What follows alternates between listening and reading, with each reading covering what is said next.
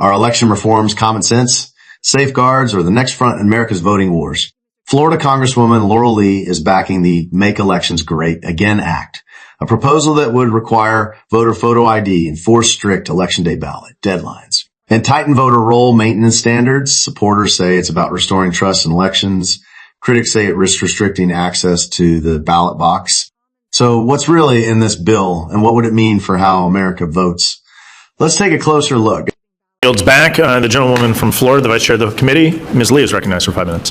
Thank you, Mr. Chairman, for convening this important hearing, and thank you to our witnesses for joining us here today. As Florida's former Secretary of State, promoting voter confidence and election security have been key priorities of mine since coming to Congress. And the committee's Make Elections Great Again Act includes a number of common sense requirements, including photo ID, an election day deadline for receiving ballots, and list maintenance standards that a number of you have already touched upon. These measures are proven effective, they promote security, and they do promote public confidence, all endeavors we should be pursuing in Congress. Chairwoman Boland, I'd like to return to one of the concepts that you mentioned during your testimony, and it's this, the concept of critical infrastructure. So the Department of Homeland Security designated elections infrastructure as critical infrastructure, and as a consequence, for a number of years now, has been providing cybersecurity support to state and local elected officials.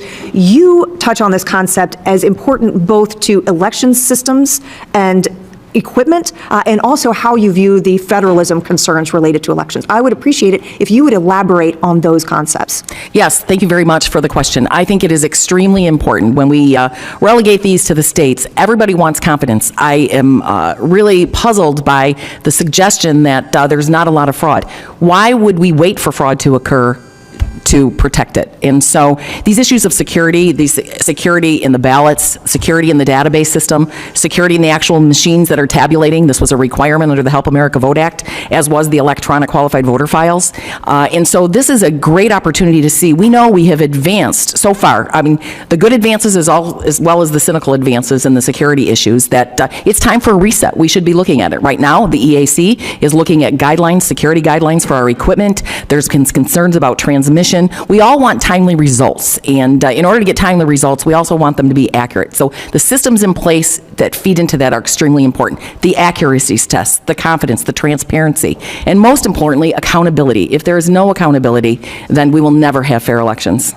And Mr. Noble, going back to that concept, we heard testimony earlier about it. The chairman had great questions about the connection between timely election results reporting and voter confidence. I'd like to hear your perspective on that, but also in your written testimony, you go a step further and note that election ballot deadlines past election day, in your view, even violate federal law. Tell us about that.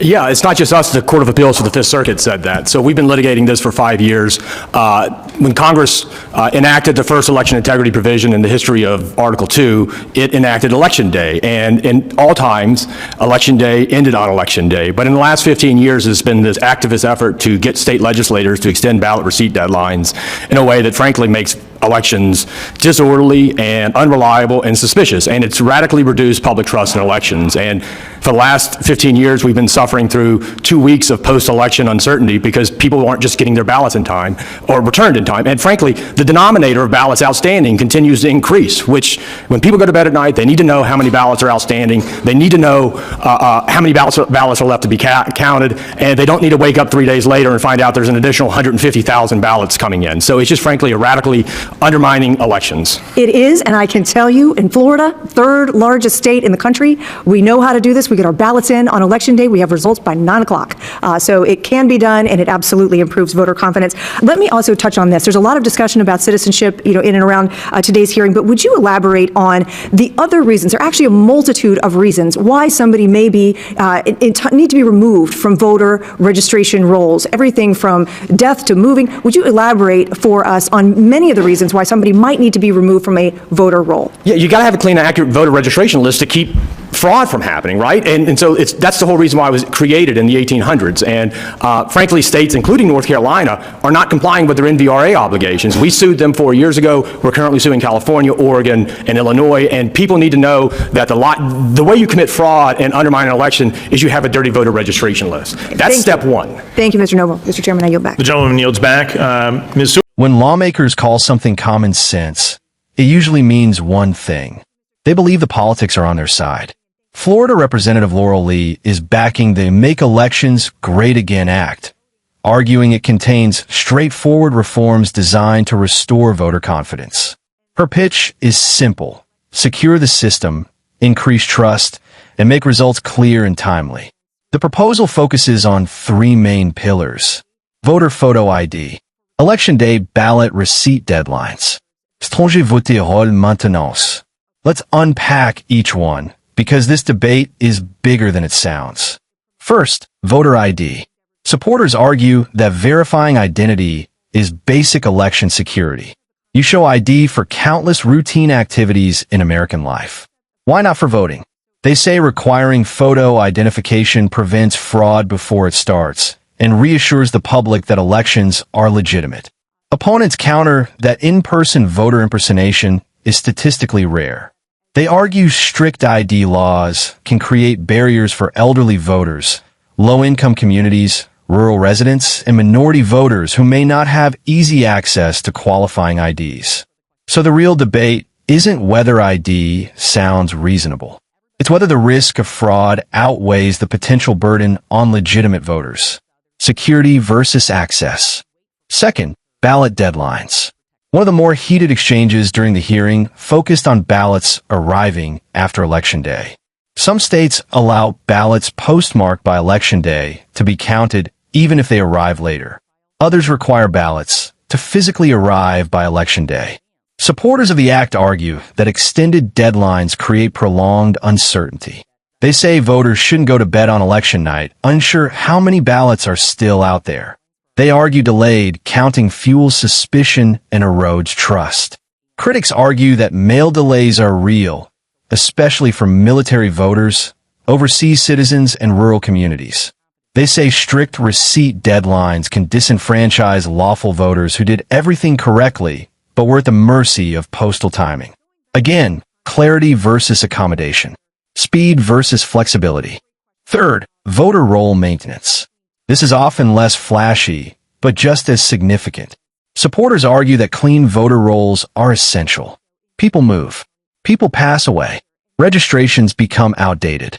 They argue that inaccurate rolls are vulnerabilities, and that maintaining them prevents fraud before it happens. Opponents warn that aggressive purging efforts have, in some cases, mistakenly removed eligible voters.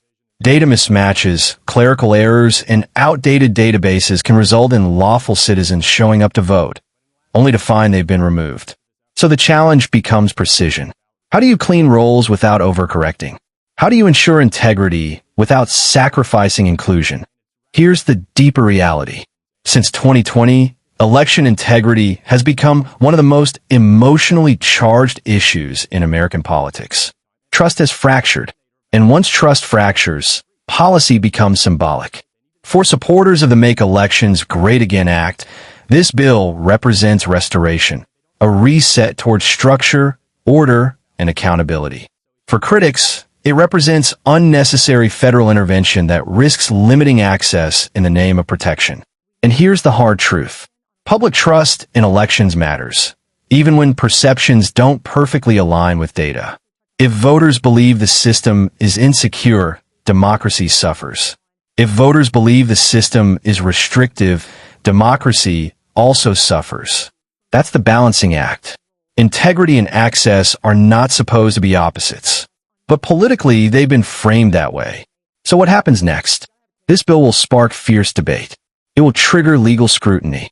And it will likely become another dividing line in an already polarized electorate.